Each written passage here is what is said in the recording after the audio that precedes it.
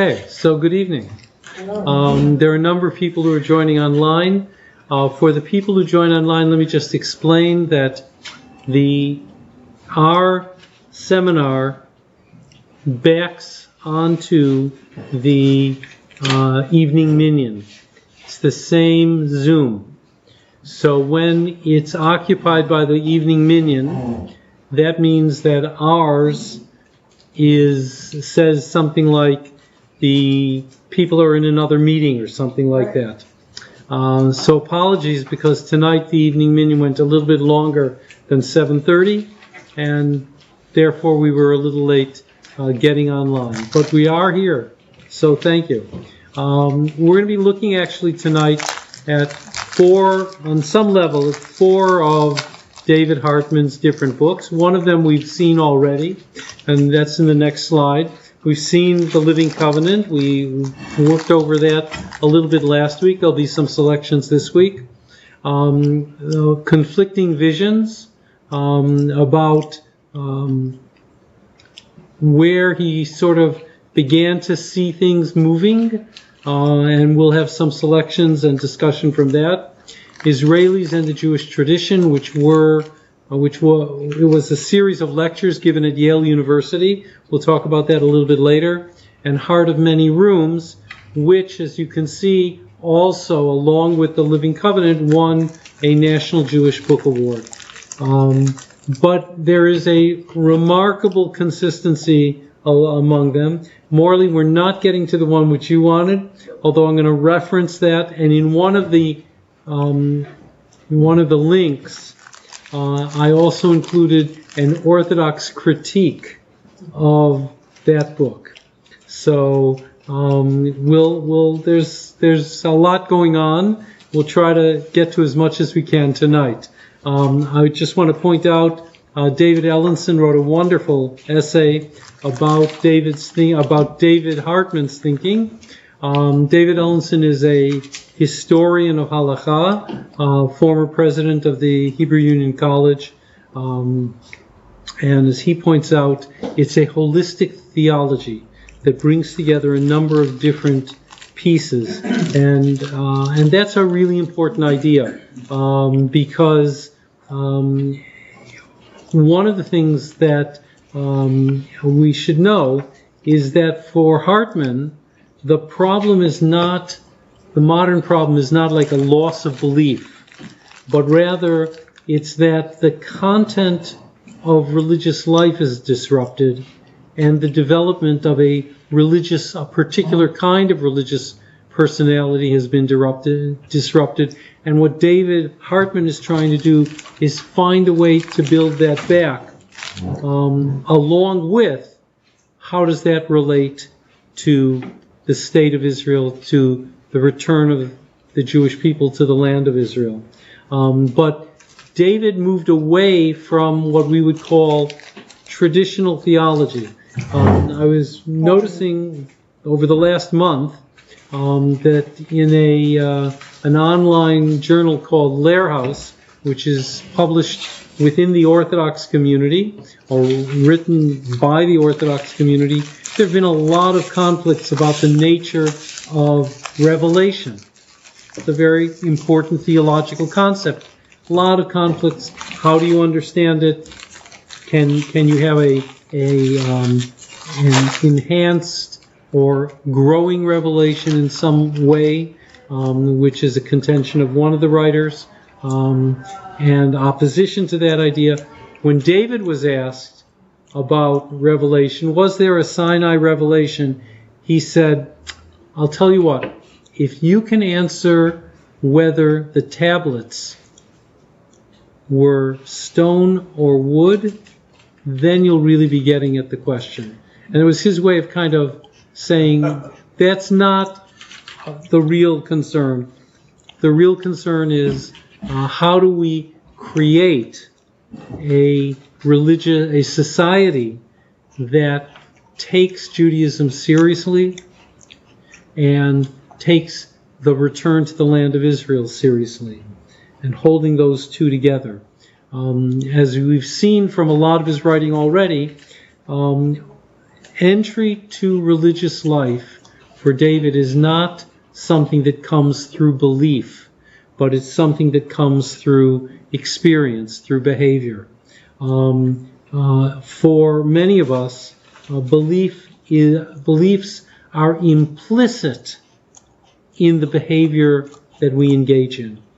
And if you think back ever to the people who influenced you, it wasn't that they made an argument usually that influenced you, but it was a personal example that made a difference. And so David was saying sometimes we're asking the wrong questions. One of the philosophers that David liked taught for many years at Columbia, Sidney Morgenbesser. And Morgenbesser was a very quick thinker. Someone gave a lecture and said, we know that 2 negatives make a positive, but 2 positives never make a negative. And Morgenbesser sat there and said, yeah.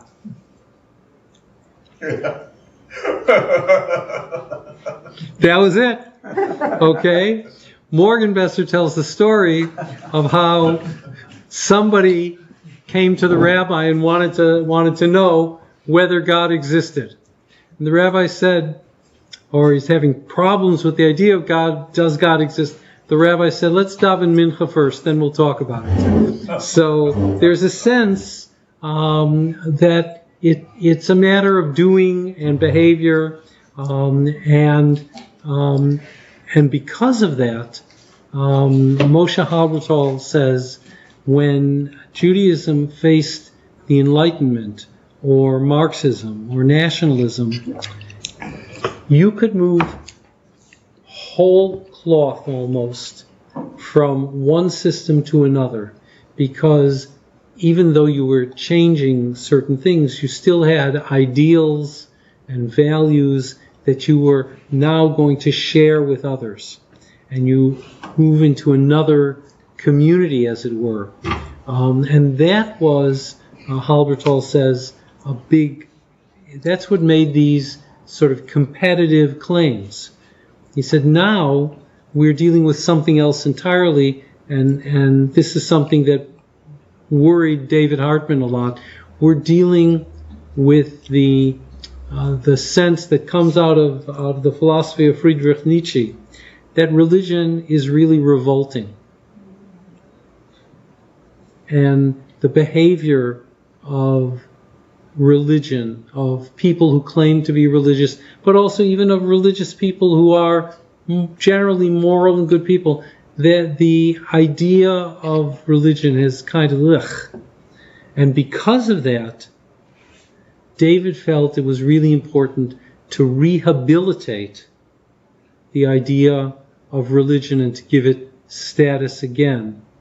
I'm going to pause now. Morley had a question. Would David Hartman think that the value system that created the state of Israel was implicitly bound to the Jewish religion? Well, I can't claim to speak for David, first of all. But what I will tell you is that he admired the Zionists who created the state of Israel. And he was concerned about where that was going to be, where that was going to go. He didn't think that secular Zionism in and of itself, that what we'll call normalization of the Jewish people, that was something good. He thought it was an important piece, but it wasn't a final piece. And as we'll talk later, he felt the same. He felt that the religious national Zionism that has now led to Gush Emunim and to the settler movement, he felt that also had an element of it that of hope, but it went a little too far. And he looked at the Haredi community, and he saw that, even with its antagonism towards Zionism, as having some real positive elements. What we would call the Haredi community is wonderful for what one writer called micro, let me see if I can get this right, microethics. Within their community, they really exhibit a lot of concern for others. They're not so good on what we'll call macroethics, that is thinking on a bigger level outside their community. So Hartman saw in each of those value, but not something that was sufficient. And he will argue for a different kind of model. Let's go to the next slide. I want to give you a chance to understand that something's going on post-Holocaust, and that is we're more concerned with the physical, with the corporeal. I just gave some examples up there. And Hartman is also concerned with what do we do physically? Where are we now?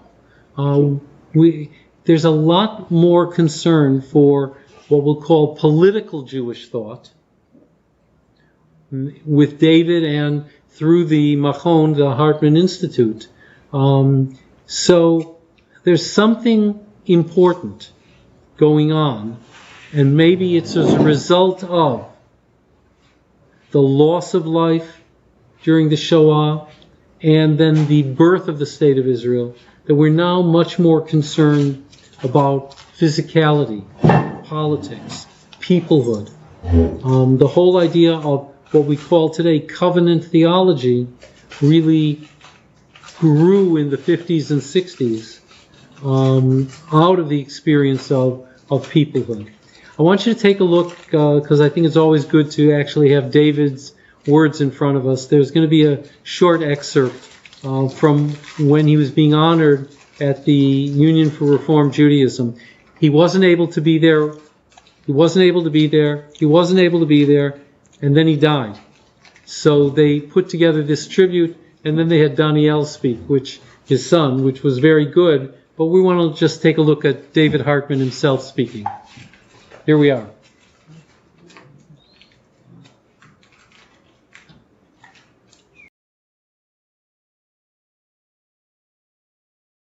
Midrash of his beloved Hartman Institute in Jerusalem.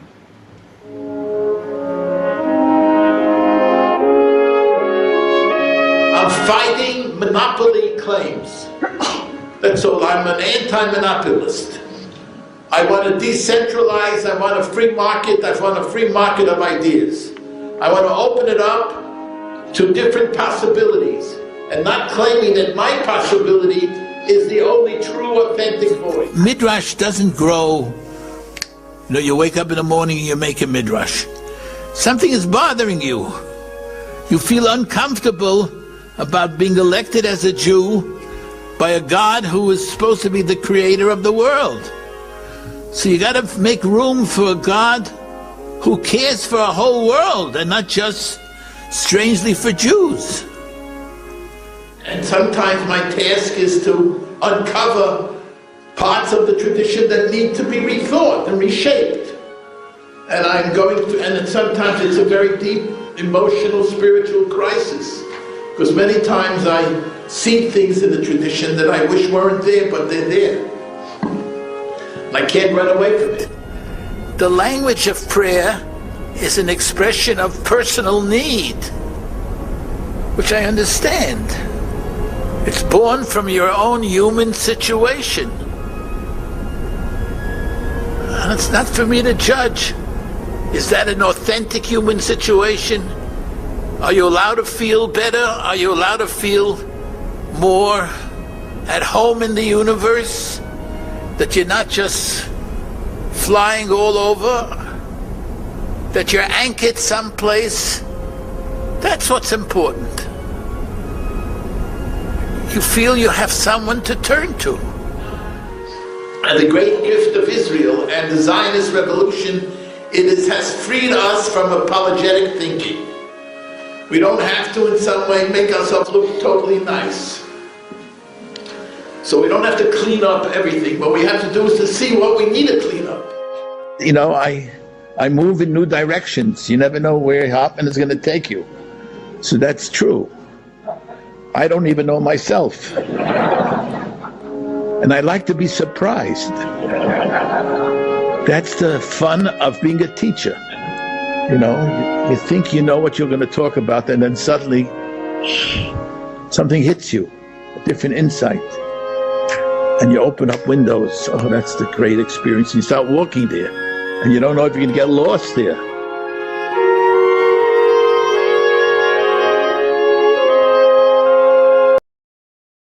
So we're going to go to the next slide. Can I tell you something?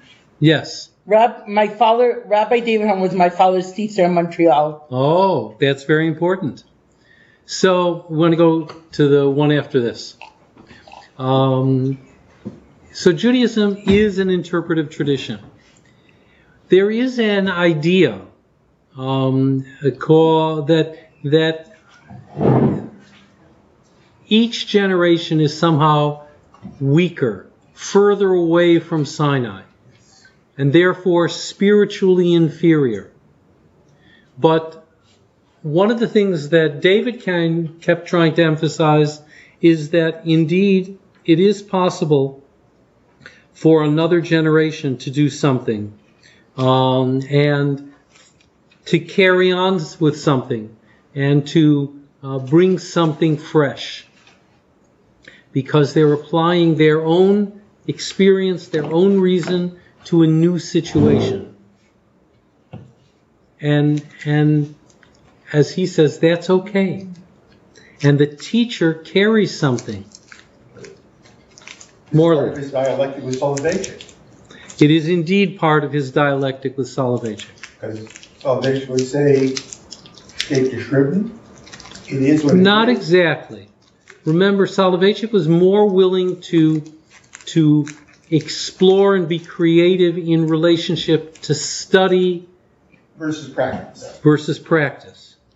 And that's, well, he's saying it has to be applied. He does, but David was also blessed with not having to do a lot of things practically. In his last book, or one of his last books, The God Who Hates Lies, he talks about how he was asked, a wonderful couple, she had been divorced, and he was a Kohen. And so according to classical Jewish law, they're not supposed to marry, and he's not supposed to officiate. And he writes about the moral dilemma that he felt and why he ultimately did that. Now let me just say, that's something that we in the conservative movement dealt with a long time ago. And one of the interesting things, I won't say which rabbi, but there were Orthodox rabbis in Toronto who knew that I would officiate under those kinds of circumstances, because once they're married, the marriage has status. It's not a marriage that the Talmud says they have to go out from. So there's like a little window there. Some people would not agree with that, but there's a little window. So some Orthodox colleagues would sometimes send those cases, those people, to me, because they trusted me in terms of Jewish law, and they trusted me in terms of how I would handle the situation, even though they knew they wouldn't do it, because they didn't want to create for themselves a problem. David did it, but he didn't make it public for 30 or 40 years. So you got to keep in. But it was known. Known is one thing. It's like, known and not known. A lot depends on your community and the breadth of the community. Let's go to the next slide. I like this. I'll tell you why I put this image. Because this is a contemporary study session. It's led by a woman. It is Torah. And the contemporary rabbi, he says, has competence to introduce new ideas and new legislation. That resonated obviously more with conservative and reform rabbis, but he was pushing still within the Orthodox community. Now, I did leave for you online 2 articles that come from the Orthodox community that are critical of him. And it's important to read them to see where the opposition was. They admire him, but they don't necessarily admire that aspect of him. They admire him, in one case, as a scholar of Maimonides. They admire him in other ways for being willing to raise difficult questions, but they don't always like the way he resolved the questions. Let's go to the next slide, because here it's also important, not only did we have this idea in our tradition that the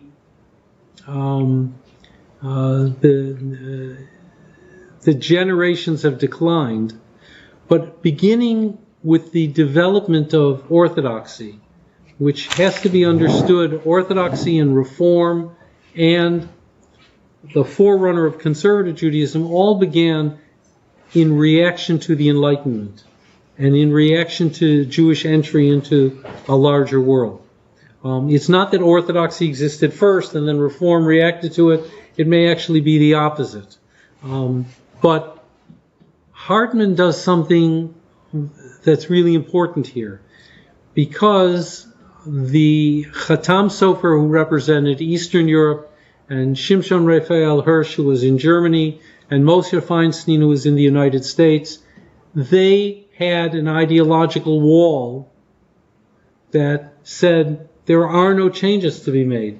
There are situations that you may have to deal with, but there are no changes. But there was another rabbi, Rabbi Chaim David Halevi, who was the Sephardi chief rabbi of Tel Aviv, who had a much more expansive idea of halakha. And I will say that Mark Angel, formerly of the Spanish-Portuguese synagogue, now a retired rabbi who continues to write and stay active, he often cites Rabbi Chaim David Halevi because he had an expansive idea of flexibility within halakha. Now, they may have applied it more situationally than systemically. That's very important to understand within the Orthodox community. Many times there is change, but it's not systemic. It's situational. But David was very clear that he cherishes the idea that a committed halachic Jew doesn't have to be threatened by different understandings or interpretations. There can be disagreement. Let's go to the next slide. This is something we've seen before, the 2 Abrahams, and some of the implications. Yeshayahu Leibovich and Rav Soloveitchik give primacy to the Avraham that submits. Hartman sees them, and as opposed to the Abraham, the Avraham who argues, and Hartman says, ultimately, the reader, the recipient, the receiver of the tradition has to make a decision.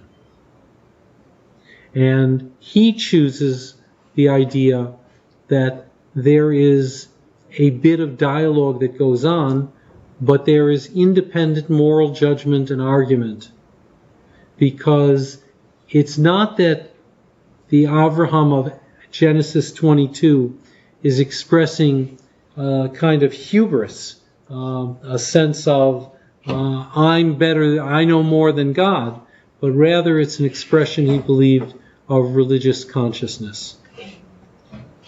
We're going to go to the next slide, where Hartman's going to say what he thinks a genuinely religious person is. Remember that comment I made at the beginning, that he wants to create a religious person. So what is that person? So it's not someone, he says, who you would imagine from the Bible, who awaits divine intervention. but one who rather says, as I exercise my responsibility, that's when I experience God. So it's my action that makes a difference and that brings God into it all. Now the next selection is a little complicated in terms of language, so let me break it down. If you're trying to understand how does halachic argumentation work, it's never, he says, the cognitive certainty of, I believe A, and because of A, I believe B, and therefore C. But rather, decision-making is not a mechanical process. You're weighing things. You're uncertain about how to deal with something. He doesn't mention J. David Bleich, who taught for many years. He still may be teaching at Yeshiva University. But Rabbi Bleich had a position that the halachic decision maker is sort of like a supercomputer. You know and you read all the precedents, and then you simply decide. There's an idea in jurisprudence that has gone out of favor, that believed that the judge, sort of took the law and applied it. But we don't believe that. We believe actually that the judge plays a role in making the law because of the particularity of different situations and of context. Last night I was at the Toronto Jewish Film Festival. I saw this wonderful documentary about Rosie Abella, who's a member of our congregation and a good friend of mine. And I don't always agree with Rosie, but I love her. And we have this wonderful, wonderful relationship. And it's very clear. She says, you're acting, the law gives you the bones. It gives you the framework. But the lawyers and the judges, they put the flesh on it. And their decisions what actually gives life to it. Let's go to the next slide, please. The problem of Israel today. Right? Well, that's a problem. So he says, look, there's uncertainty. There's ambiguity. There's a lot of opinions. And there's a certain amount of moral imagination that's involved in defining who we are and what we're supposed to do. He's very careful about that. He's not saying what one should do. In the clip that we had earlier, he says it's very clear, people don't have, he's not in favor of a monolith. He's not in favor of a monopoly. But some point, somebody has to make a decision. So let me give you an example. At the Hartman Institute, we would bring all these rabbis together from around primarily North America, some from Europe and England, which isn't part of Europe, as we know. And we would never daven together. All of David's talk about davening and prayer and the significance, we didn't daven together. Why? Because that was an area of conflict. Because that would actually divide us. The Orthodox would want their minyan, and the conservative would be able to live with the Reform, and the Reform with the conservative, mostly, but not always. And rather than move ourselves into that, the policy that developed was, we don't have davening. If you want to get a group together to daven at the end of the evening or at the end of the afternoon, go right ahead. No services. No services. That's great. Okay? I was surprised by that when I got there. Right. They did create a different option, like if they rented the facility or allowed their facility to be used for a minyan. on a Shabbat or a Friday night. That was a different story. But in the context itself, we're here to study together. We're not here for davening, because davening is actually a point potentially of conflict, and learning is something that will potentially bring us together. We'll go to the next slide, please.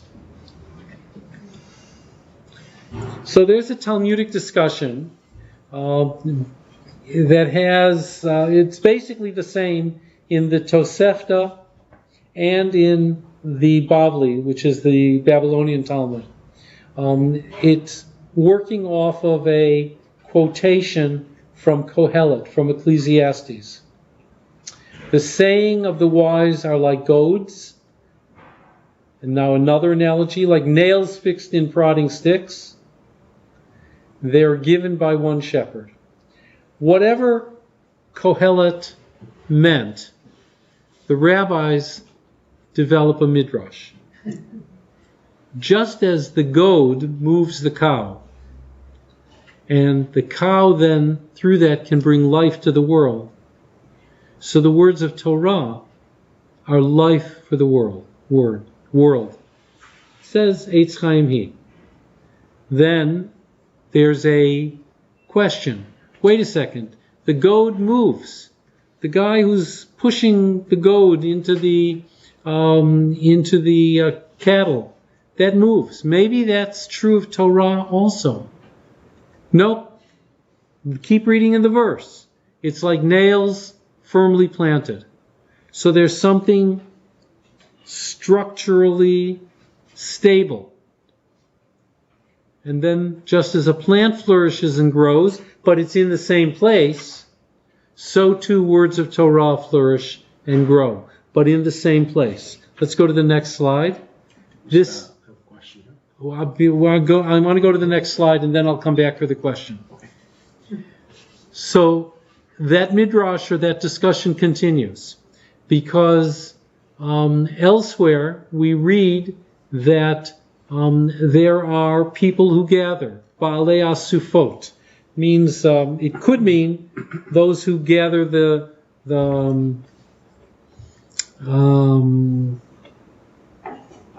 produce. But the rabbis understand Asufot to mean those who assemble. So who are the masters of those who assemble? They're the Talmidei Chachamim, who enter into places of assembly, and they debate. And they declare what's impure to be impure, and what's pure to be pure, and what's impure to be in its place, and what's pure to be in its place. If you study Talmud, you see a lot of discussions about that are very subtle distinctions about Tuma and Tara, about other kinds of issues. Now, it might arise in your mind that since Beit Shammai and Beit Hillel don't agree, or another rabbi so-and-so prohibits and another so-and-so permits, Ploni, why should I study Torah? Everything is relative then, right? There's no certainty. So the Torah it goes back to cite something from the book of Exodus, from Shemot, where in these two psukim we have the following words, and these are the words. Okay? But all of them come from one shepherd, God, and they are all conveyed through one person, Moshe. So there's a sense that there is some sort of unity. We'll go to the next slide, and then I'll take the question. So the Midrash ends by saying, make for yourself, aseh lecha libcha, your heart, chadrei chadarim, chambers within chambers, or a heart of many rooms, which is how David translated it, v'hichnisbo, and place in it the divrei hametamim, those who make it impure, and divrei hamitarim, and those who declare it pure. The Hebrew flipped a little bit when it got sent to you, I think, because it's not stable. And I just wanted you to see there are lots of, there are chambers within the heart, and the rabbis clearly knew that. They clearly knew that. Before we see the video, let's take the question. Yeah, so this one is from Peter. He says, there must be acute inner tensions when a religious tradition collides with modern consciousness. How did Hartman deal with these tensions, and how was he received by his Orthodox colleagues? He was not accepted by his Orthodox colleagues. There are tensions. Any of you who have read The Chosen by Chaim Potok, Potok talks about what happens when a subculture bumps up against the majority culture. And they rub against each other. And they can't always be made to work together. So Potok said in a lecture that's what lends creativity. When you're bumping against something and there's friction, that's where you get creativity. And I think David Hartman would have agreed that that's where you get creativity. Exactly how it's going to end up, that's where David and many Orthodox rabbis disagreed.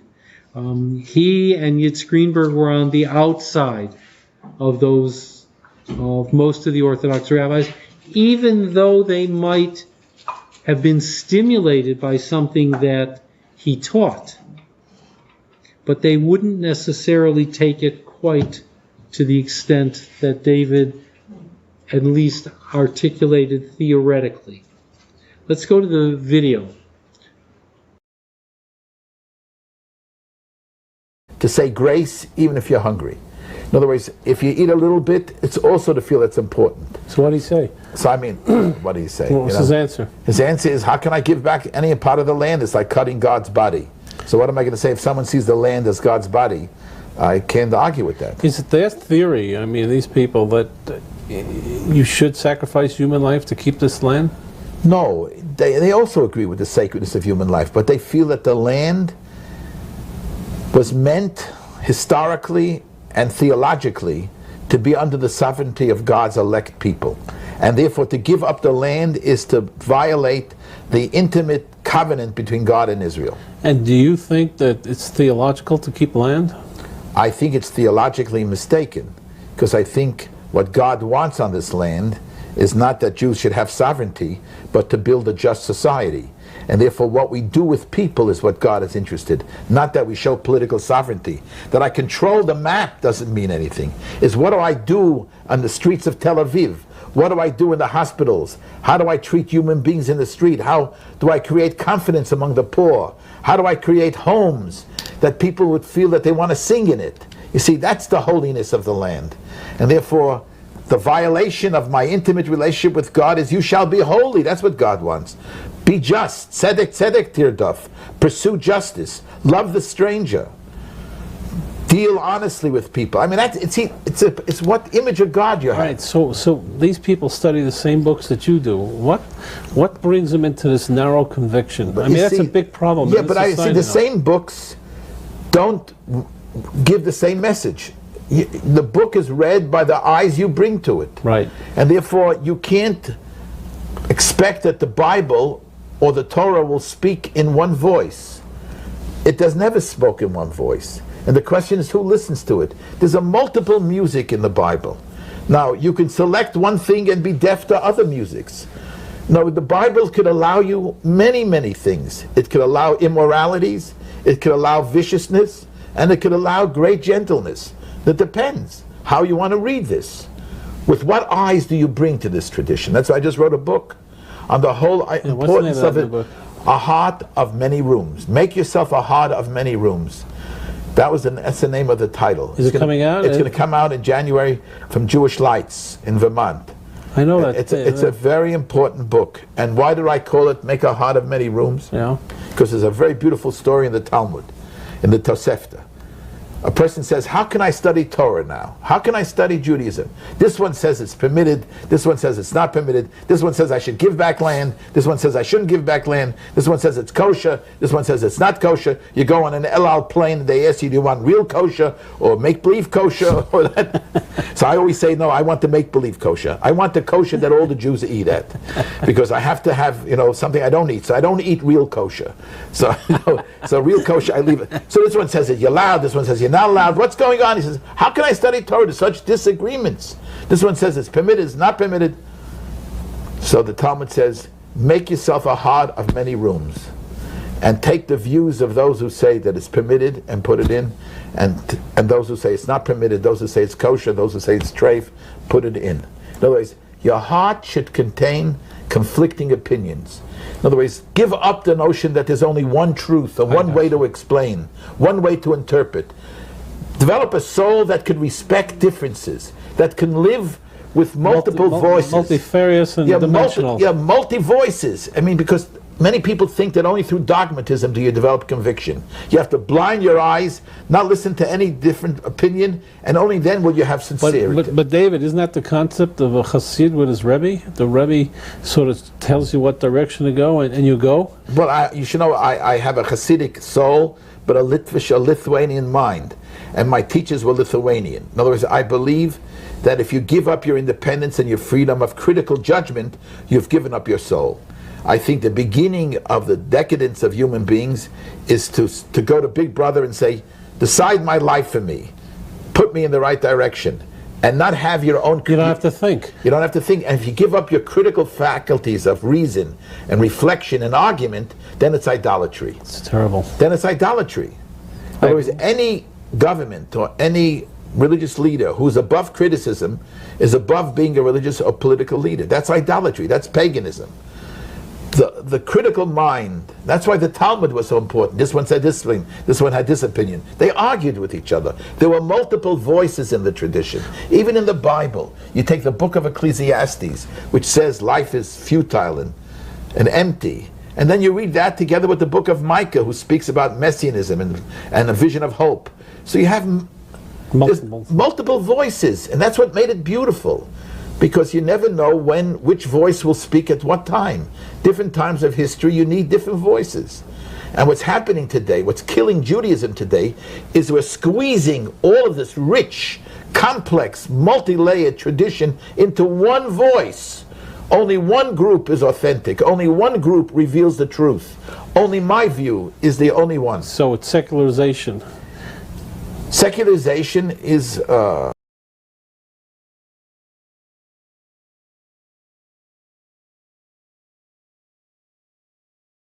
Thanks. Okay, we'll go to the next slide, though. But before we do, what's your reaction to what he was saying?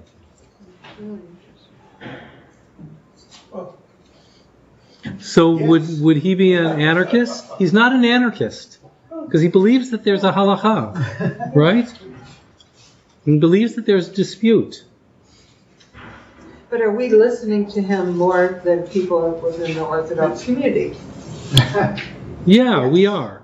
But there are ways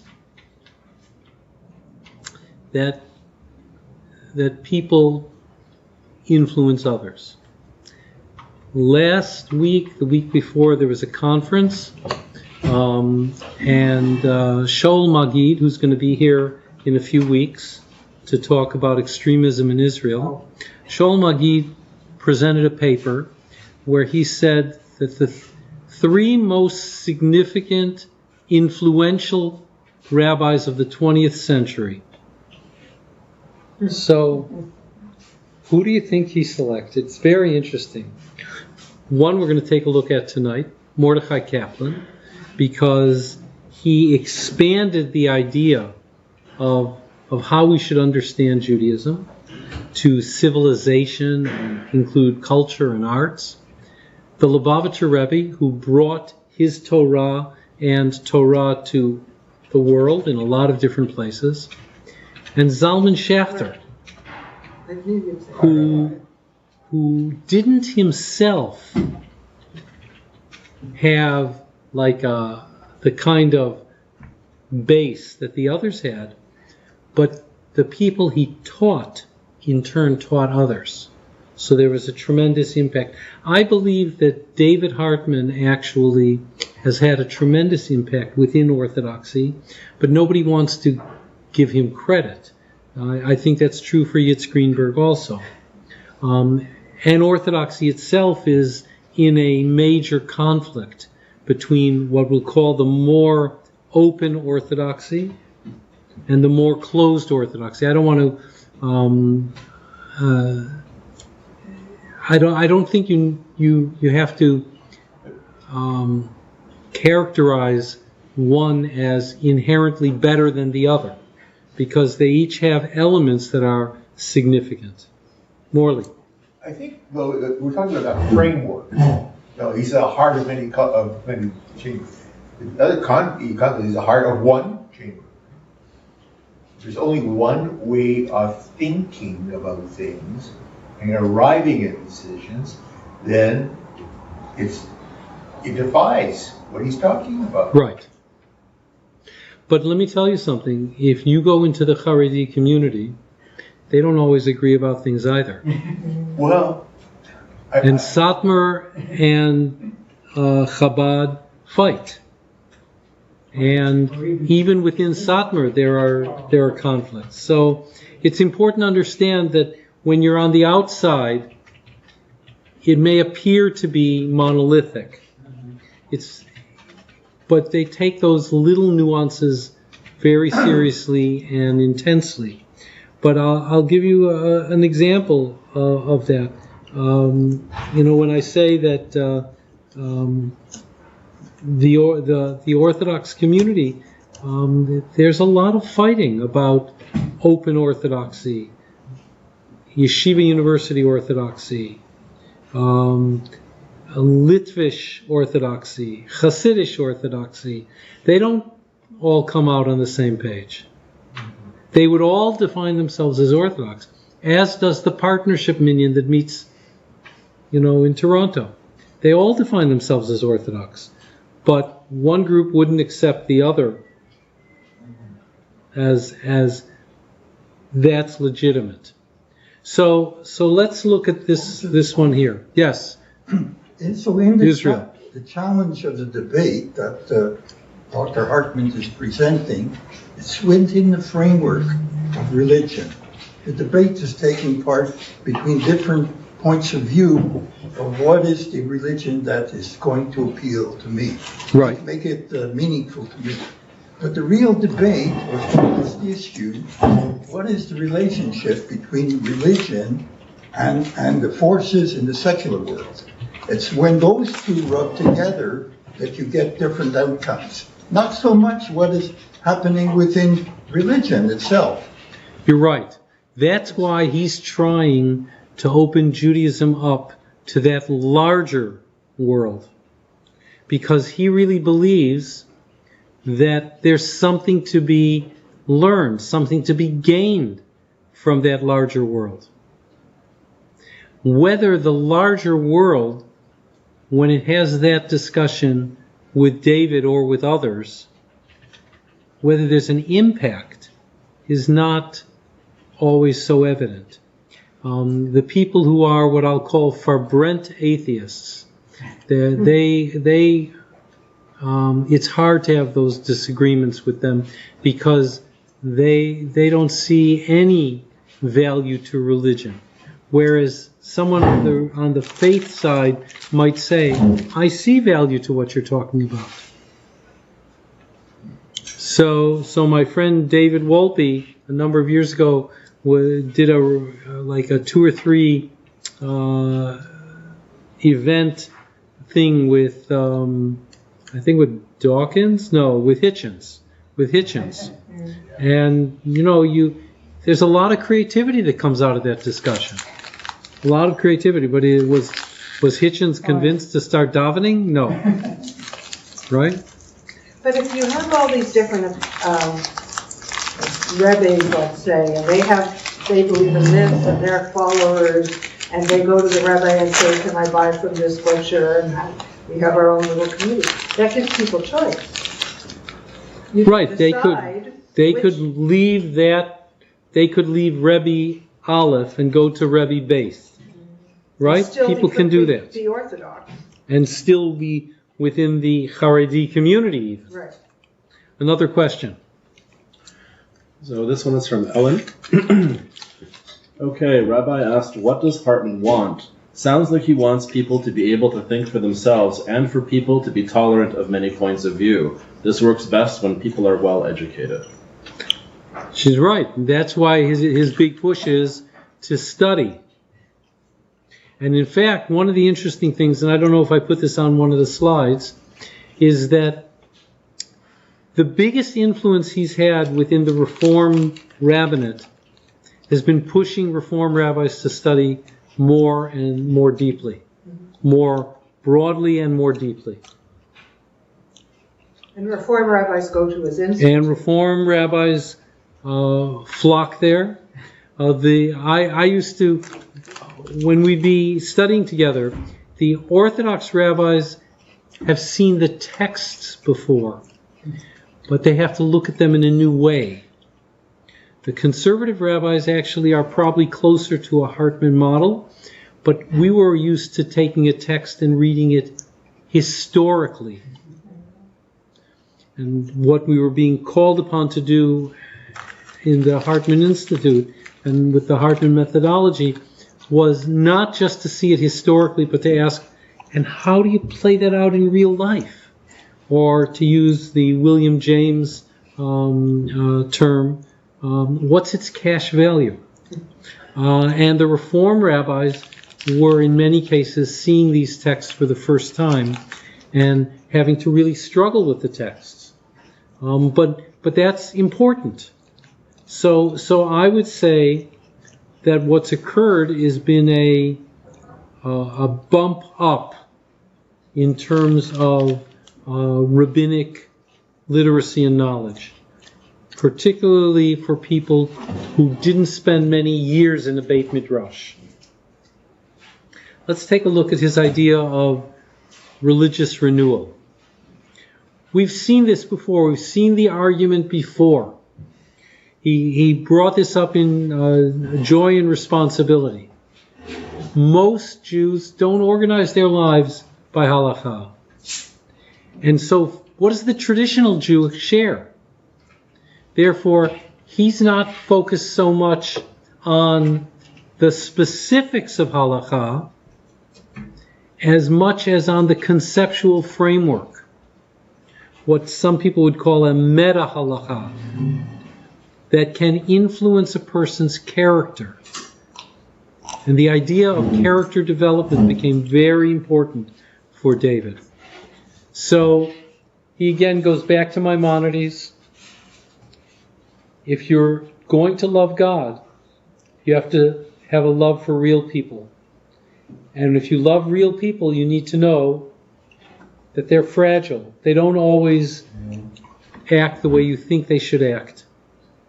But they have the capacity of growth. And there's an element of faith in that. We'll go to the next slide, please. He's going to have, in effect, a dialogue with a number of different thinkers. So Martin Buber was a tremendously significant thinker, had much more impact on the non-Jewish Christian world than on the Jewish world. Jews were interested in his writing about Hasidism, about Zionism, a little bit about Bible. But the Christians were really interested in his stuff. And he coined the term religiosity.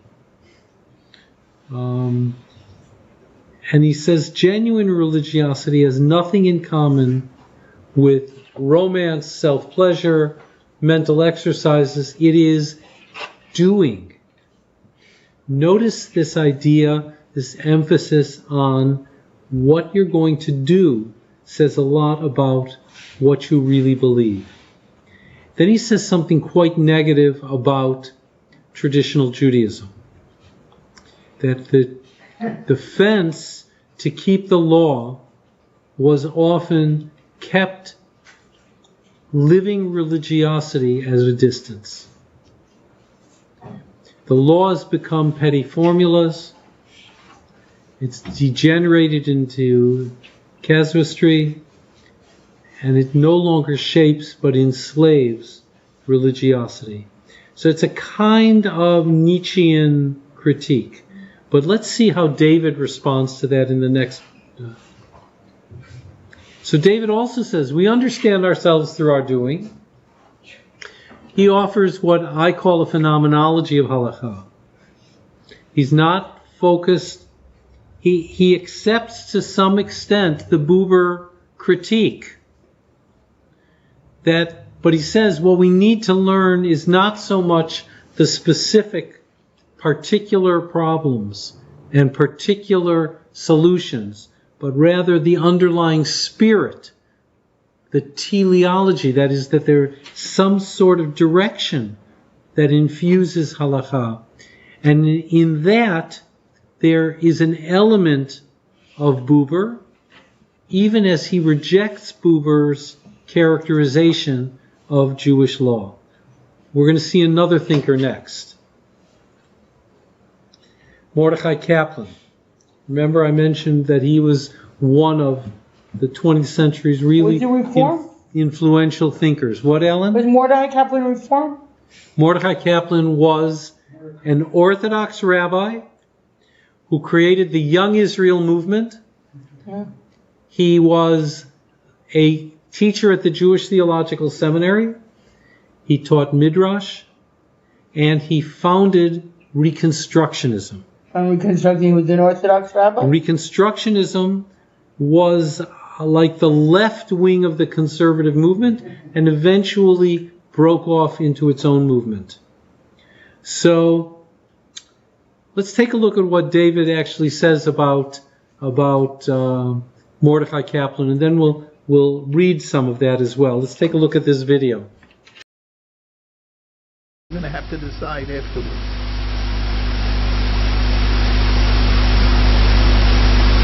The other thinker who I come to like very much is Mordechai Kaplan, who was the founder of the Reconstructionist movement, who was the most radical Jewish theologian in the 20th century, who felt the urgent need to rethink the whole tradition, the whole concept of chosen people, miracle, supernaturalism and all that. A person who in some way was grappling in the major concepts and was prepared to act on it. I always say to Yitz Greenberg, parenthetically, when he spoke about the broken covenant, did he stop davening mincha that day? Kaplan stopped davening mincha. I'm using it as a metaphor. Kaplan allowed his confrontation with modernity to change his perception of prayer and his relationship to God. Some people claim that he had no God, but that's not true. You're going to see he's a very deeply religious man, but different. But enormously radically honest, radically challenging you to ask yourself, where do you stand, not between Auschwitz and Israel, but between a tradition which is very deeply grounded in belief in another world, in Olam Haba, and in a world where those concepts don't seem to play any role.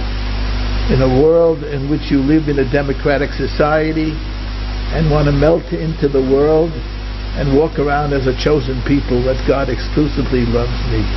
How do you have exclusive particularism and feel comfortable with an American experience? So Kaplan is fundamentally a Judaism in the American world. In other words, the American experience is crucial to his rethinking of Judaism. So it's really a Judaism for American Jews, very deeply so. You have to understand that. As Leibovitch is a thinker only one for Israelis. He hasn't got a clue. He would be a total failure in the diaspora. Whereas here he was one of the major thinkers. So you have to see where the person is situated. Soloveitchik speaks to both communities and is very influential in both communities. He's read here. You see people at Rosh Hashanah Yom Kippur with his book Ala Tshuva and other things of Soloveitchik read by yeshiva world and the religious world as a balance to Rav Kook. The only religious thinker who balanced his Kook and Cookian metaphysics is Soloveitchik. So in that sense he's very important as a balance to some sort of leap into mysticism and exaggerated romanticism about the Jewish people. So there is then,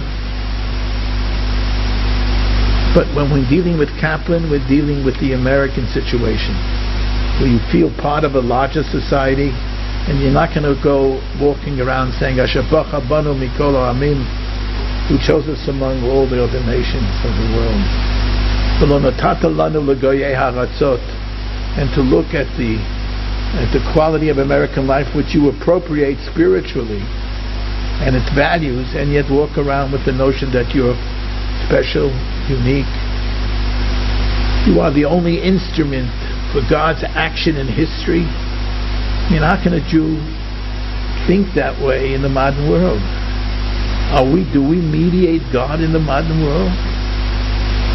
I mean, I would say the larger political powers are far more significant. So how do you walk around with Yehuda Levi's Kuzari and live in the modern world? I mean, it just doesn't make sense. I mean, we're not biblical Jews. We're not living in a biblical reality. And that's what Mordechai Kaplan had to struggle with. And he does it with vim, vigor. There could be mistakes. That's not important, but you have to appreciate what the person is trying to do. Then we come to the third thinker,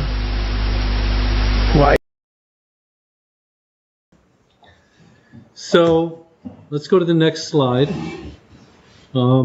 Here's what he's writing about Kaplan. He says, first of all, Kaplan's concerned with peoplehood.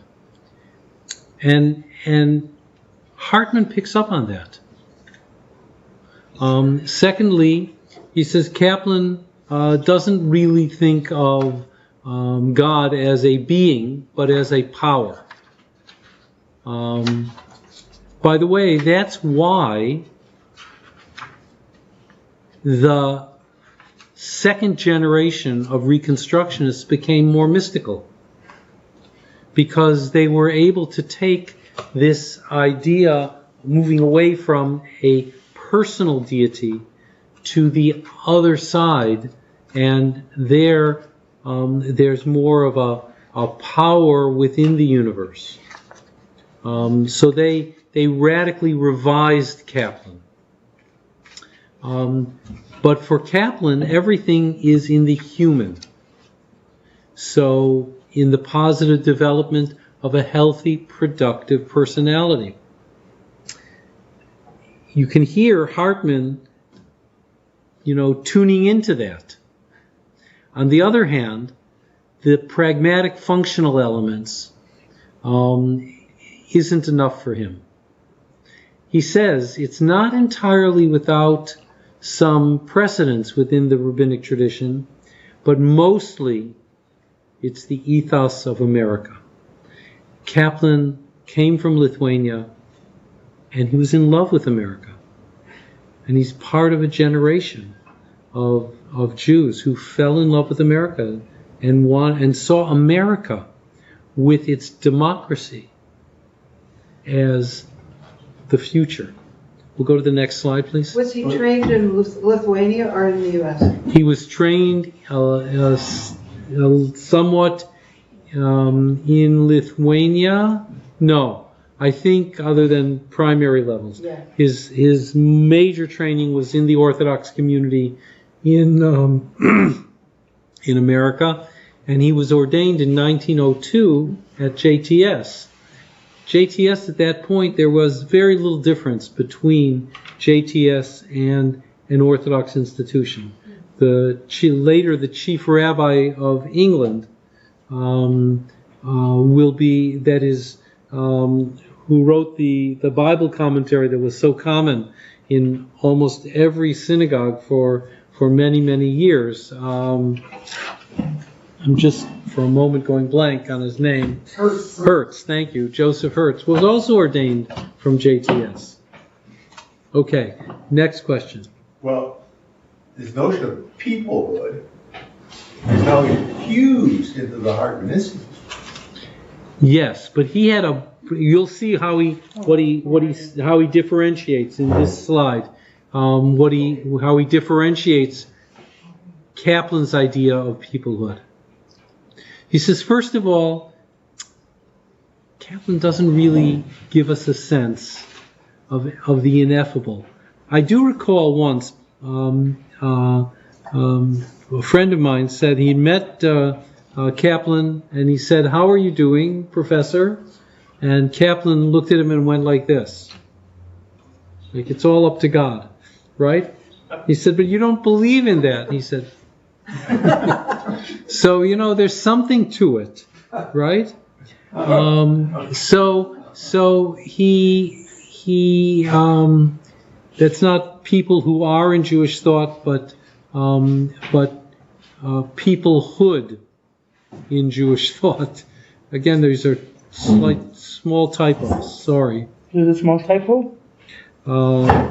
He admires the centrality of peoplehood, and he wants to restore something experiential, but he says people don't observe halakha only because they think it comes from God. They experience as a way of expressing a people's spiritual aspirations. It's not only about something vertical, it's also something that connects people. And then he says, I disagree with the idea of civilization, because it seems to create too much devotion to the people of Israel. As important as peoplehood is, there also has to be something beyond that. It's not just the way Jews are, it's also the way Jews should be. So that's his critique of Kaplan's peoplehood. He likes the idea, but he doesn't want that to be the driving force. Let's go to the next slide. I want to introduce you Could I just make a comment? to somebody else. Yes. I feel that Kaplan's approach is a real danger to the Torah. No, because a central tenet of the Torah is that God created the human and the dignity of the individual and the community. But Kaplan's is an anthropomorphic definition of God. And I think that's a real danger to well, clearly there were others who thought that. That's why Kaplan in the late 44 or 45, the Orthodox community put him into cherem. They had there was a whole ceremony in a hotel in New York, candles and black curtains and incantations, and they put him into cherem. There were people at JTS who are also Orthodox in practice. I don't know whether this is really true, but supposedly they didn't speak to him after that. They would ride in the elevator with him, but they wouldn't say anything. I don't know whether that's really true or not, but I do know that after that was when Heschel was brought to JTS as a counterbalance to Kaplan. But let's take a look at Berkovits for a minute, just for a minute. Berkovits was a great Orthodox thinker who came from Berlin to England, went a little bit to Australia, went to Boston, and then he taught in Skokie at the Orthodox yeshiva there. I went to talk with him about whether to study with him and do my doctorate at Northwestern, or whether to go to Heschel and do my doctorate in the New York area. He was very critical of Heschel. He thought Heschel had a kind of Christological ideas. But he was very important within, and remains very important within the Orthodox community. He did not cross the lines that Hartman did, and he was much more of a classical halachic authority. And we'll see, as a result of that, his work on the Sinai, a marriage that is conditional, as a way of avoiding the need for a get, or other kinds of things. He deals with the Agunah problem. Well, let's see what Hartman says about him. We'll go to this video for a minute. I just have to clarify, the timestamps aren't correct. This is David Hartman Berkowitz cared about role of women in Judaism. Yeah.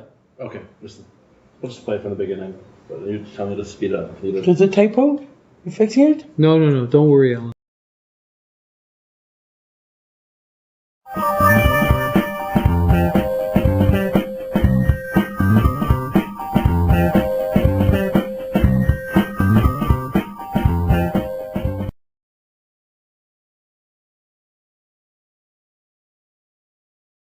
The issues that he chose to devote his thinking towards were issues which reflected the moral problematics of Judaism.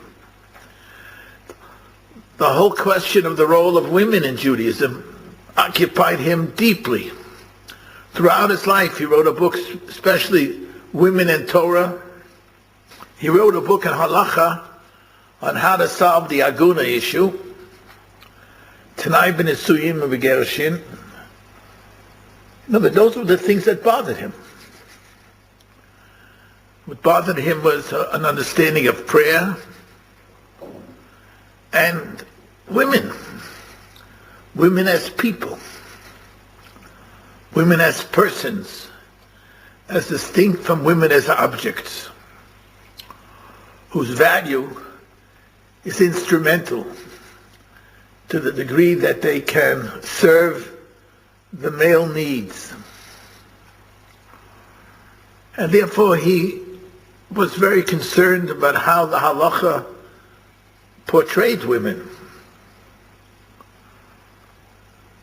Berkowitz wanted to save the halacha for ordinary Jews who felt morally repulsed by the tradition, who felt, I couldn't subscribe to a Judaism which in some way allows women to be treated this way, that they can't, make up a minyan, they can't birchat hamazon, and just the life of a woman in Judaism as it's portrayed in Talmudic literature is very, very degrading.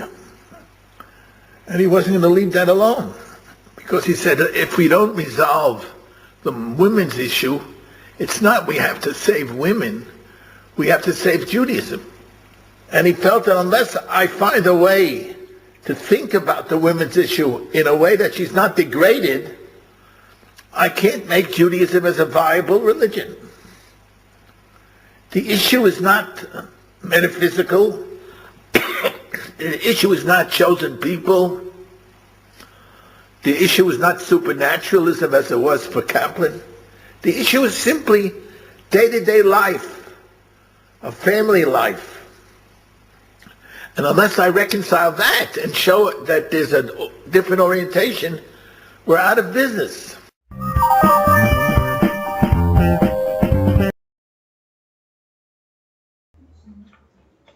He writes both in Heart of Many Rooms and in Conflicting Vision about Heschel. We'll go to the next slide. And there were certain things about Heschel that were very important to him. Sorry, one more? Yeah.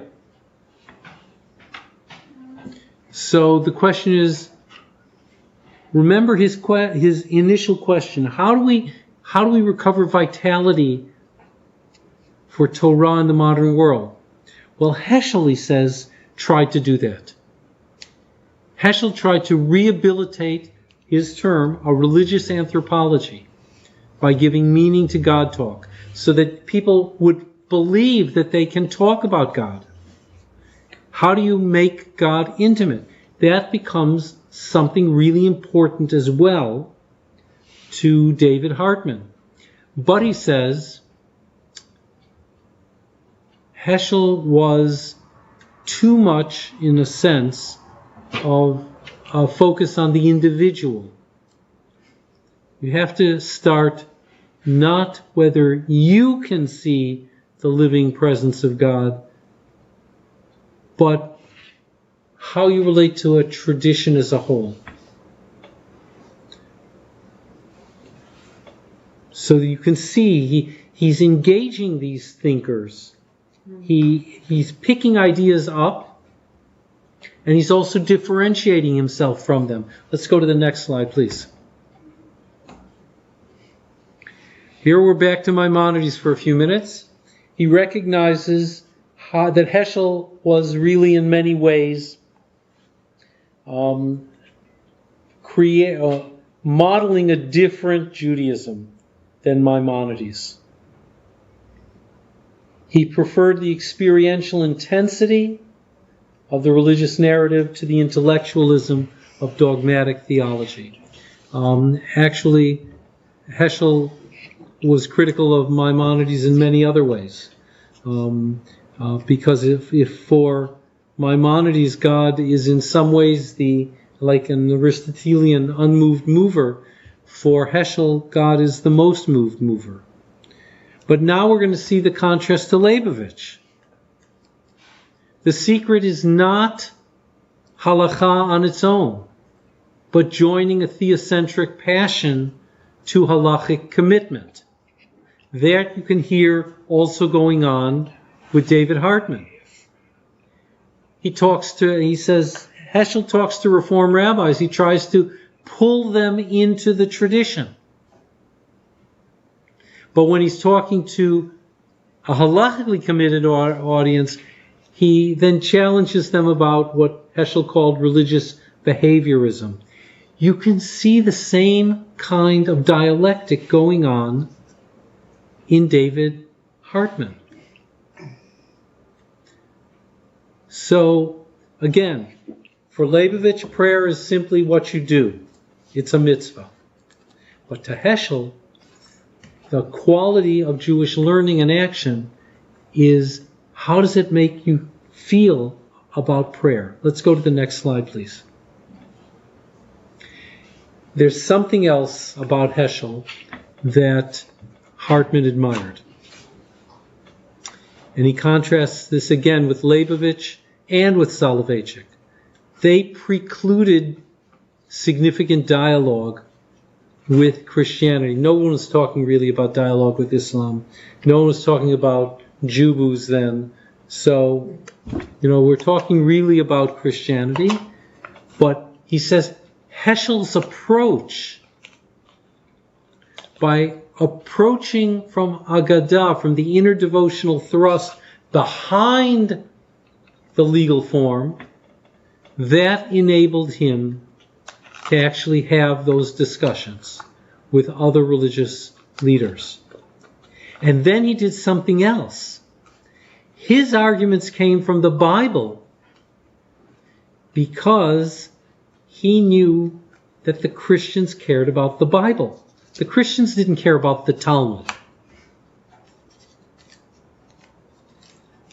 David, in emphasizing rabbinic literature, did something, he probably wouldn't like the comparison, that Jacob Neusner did. Jack Neusner changed the focus of religious studies in North America by legitimating rabbinic Judaism for study, for academic study. He also says Heschel did something else in relationship to Jews. He says, remember, and this is a Maimonidean idea, the church brought the knowledge of the God of Abraham to the world. And he says, and don't forget that many of our works were preserved only in monasteries. So that means we actually owe Christianity something. It's not only that they were trying to kill us, beat us up, convert us, etc., but they also preserved things of ours, and that's really important, he said. Let's go to the next line.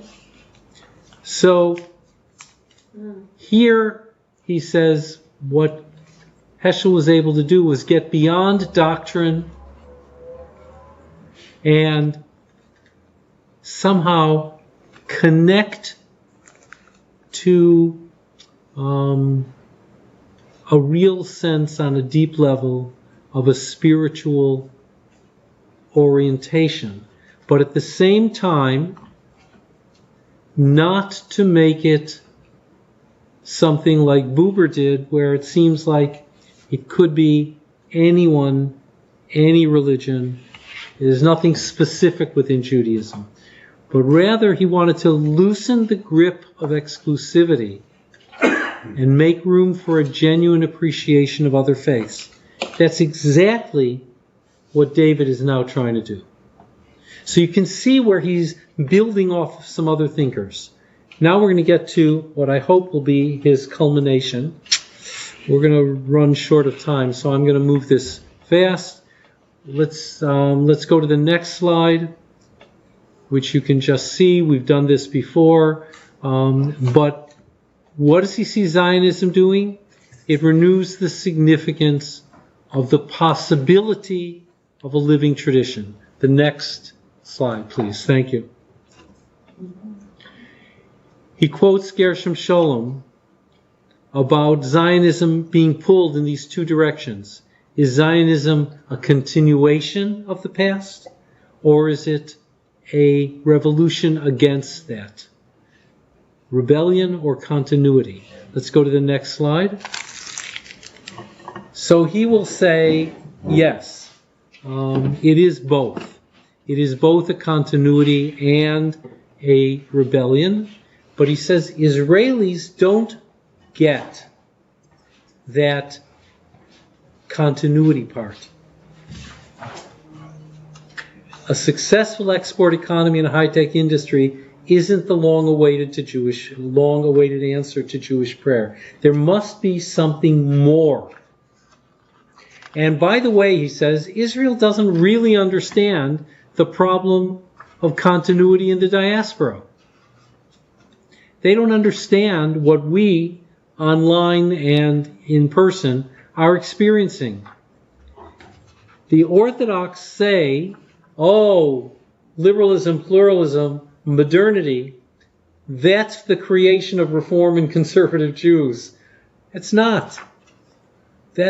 We're already wrestling with that rather than having given into that. We'll keep going. We're going to pass up the idea of peoplehood and family, which he says we have had restored in many ways with Zionism.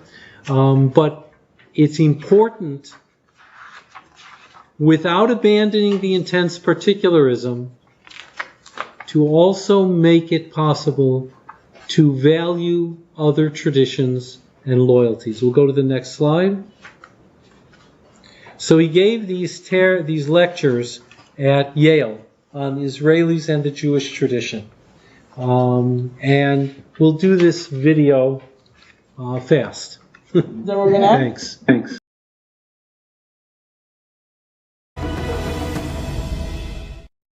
We're back. We're speaking to David Hartman. He's a rabbi, he's a philosopher, he's a doctor. He just finished the Terry lectures at Yale, which is a very, it's highly prominent. What did you talk about at Yale, David? The struggle for the soul of Israel. That's an easy topic. Yes, and it was divided into 3 lectures. One was Maimonides and Halevi as different responses to history and to the God of history. And the second lecture was the Bible and the Talmud, 2 different directions towards making sense of God and history. And the third was my response to the rebirth of Israel today. How can I give a religious response to Israel? Because I once had a Professor Simon, Buber's great student, said to me, how can I celebrate Independence Day and offer prayers of thanksgiving to God without first coming to terms with what happened in the Holocaust? How can I be thankful for the rebirth of Israel without first explaining what went wrong at the Holocaust? And my own view, which I've thought about for 25 years, is that when I celebrate Yom Ha'atzmaut, I'm not making a theological judgment how God acts in history. What I'm doing is saying that this event in history enables me to generate a new hope within Judaism. In other words, events are holy or significant religiously if they set into motion potentialities for new spiritual renewals. In other words, it's not, I can't figure out what God does in history or how God acts in history. I have no computer or no picture in which I'm able to judge. But what I can judge is, do these events open up new opportunities? And for me, the rebirth of Israel created very important religious possibilities. It healed what I call the danger of liberal individualism, in which people were only caught into their own selves. It restored the centrality of nation. It gave back historical memory to Jews.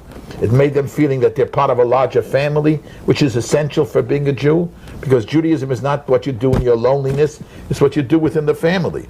It's a collective drama. And therefore, if Israel is a catalyst to creating a national consciousness, the sense that I'm part of a nation, then it has profound religious meaning.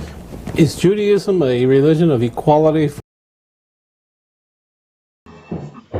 So the lectures were very important.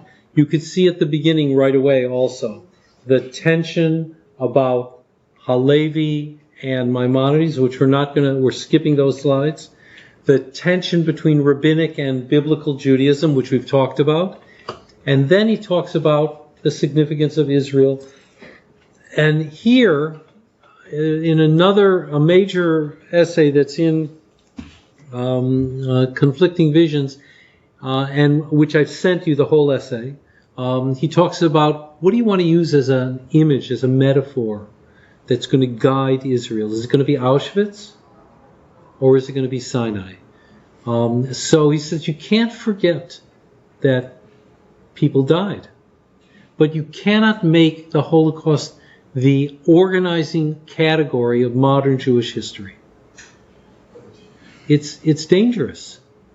Because, and by the way, you could hear that when people were reacting to Barack Obama when he went to Cairo, and he talked about Israel as a result of the Holocaust.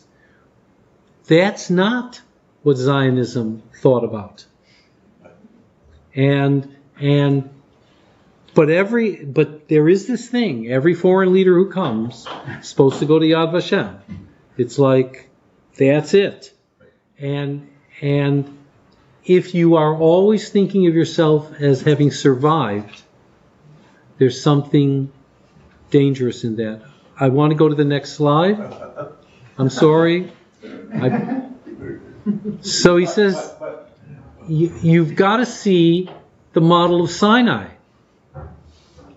It's just what he said on screen. How do you become a holy people? The picture is actually of Marty Lukshin's daughter at a demonstration.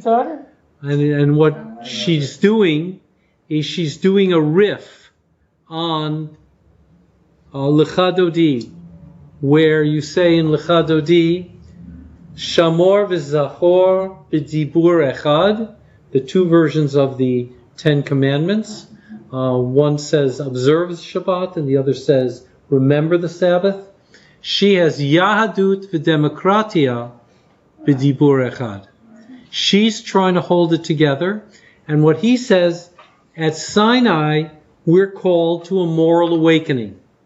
How do you build a moral and just society?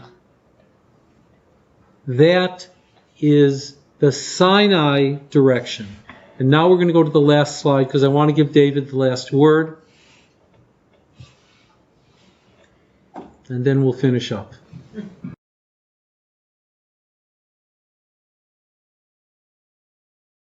To sum it all up,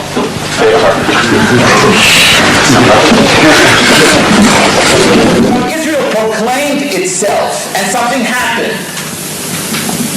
It didn't ask the Jewish people for its loyalty, it received it, because the Jewish people saw in Israel something very deep to its own national historical consciousness. Israel captured the Jewish world in a strange way, not only in terms of aliyah, not because of a hatred against persecution. In some very deep sense, Israel mediates the sense of a continuity in history that is essential to the Jewish experience. To be a Jew is not just merely a leap of faith. It is not just a sect organizing around certain dogma. An essential feature to Jewish self-understanding is a commitment to a people and to a people's history. And Israel captured the imagination of the Jewish world as the filter, as the mediator, as the generator to this larger historical consciousness. There is one people now, a people that in some way feel that their whole sense of identity as a historical people is now channeled by Israel. Without Israel, they lose their historical memory. Without Israel, they lose their historical consciousness. And therefore, to continue being a Jew without Israel is non-conceivable. And I think it's a strange, bizarre, and absurd argument. Will the diaspora continue if there won't be Israel? I think in the deepest sense, for myself, when I came after 67, I realized that I could not continue. I didn't realize how deep Israel had penetrated into my own consciousness. So it's not a question of two centers. There is one people. Some live here. Others live here in a certain way. Naturally, we want them to come here. The first priority is the well-being of this community, but not if it is the exclusive value of the Jewish people.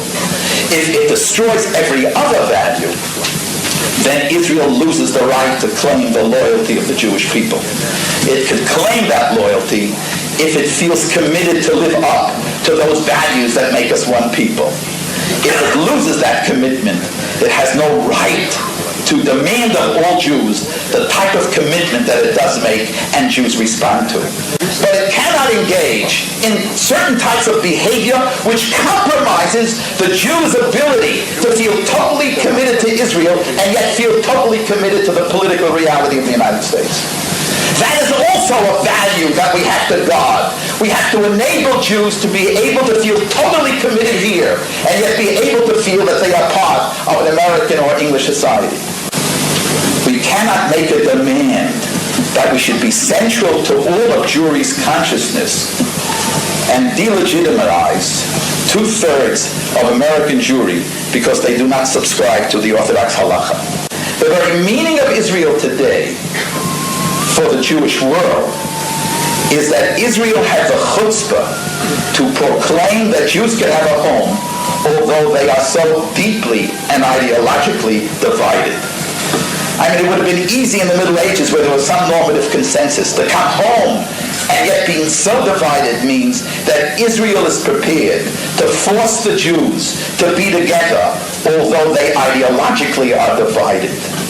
So Israel then is the center of keeping Jews talking to each other, disagreeing with each other, but never feeling delegitimate. You cannot say you're the home of the Jewish people and yet not admit that the Jewish people's self-understanding is in debate. We are a people who have come home to argue about our memory. And that's a marvelous thing. In coming home, we've discovered that we don't know who we are. And that sense of not knowing who we are in coming home is one of the most exciting challenges of building a people who are yet divided. I wanted to finish up with that because you really get a sense of his passion and intensity. When he delivered that in 1987, he was 51, right? And he's like at the peak of his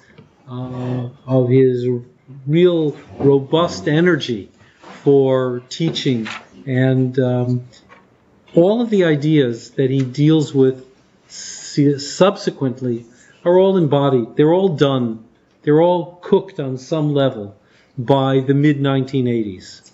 And what we see from the mid-1980s onward is refinement, reworking a little bit,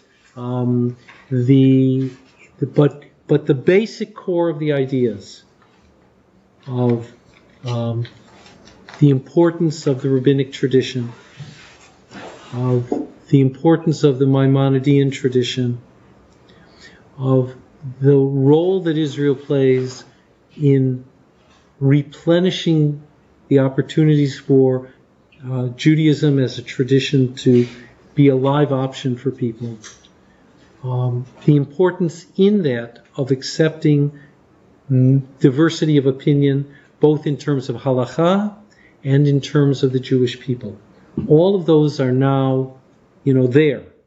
And the rest of it, as we say, you have to now go and study. But thank you very much. Zil Gamor. I enjoyed the lecture to you. Thank you very much for joining me for this, whether in person or online. Rabbi Frydman-Kohl? When are you going to Israel? In the middle of July. And I want to thank Yuri for really helping this to happen. Thank you. It was my pleasure. Don't retire. Good job. I'm doing the Haftorah July 1st at Beth Tzedek. Great. I'll be here. Maybe. What? Maybe I'll be here. Yeah, June 20th, you're going to give remarks for the Beth Small Group party. What? Say that again? The Beth Small Group party in the parking lot on June 20th. Oh, you're right. Give remarks. Yeah, I'm going to. Why? Who invited you? I got invited. I was also got invitation. I got invitation. Remember when you mentioned Zalman and Hartman in the same breath, they're both on Canada voting. I know. But Zalman, I think, was too different from David. I think Zalman was my rabbi. So you're a Winnipegger too? I'm a Winnipegger. Oh my God. This is my story. Why did they bring all these Winnipeggers to Toronto? What happened? I was 18, 19. My father passed away. And he put his arm around me. And it was great. I'm going to give this to my father. Listen, he was a wonderful person. And, it was like, I didn't realize. Walk to Pastor Sissy Clinton and walk home. And I nice to get some stuff in. Coached me on several things. I got an invitation from Sarah McGinnis about the Catholic Small Group. Surely I'll tell him. I was invited. I was a participant. Good. I also got the invitation. I got invitation for the Catholic Small Group party. I got the vegetarian hamburger. You vegetarian? I do.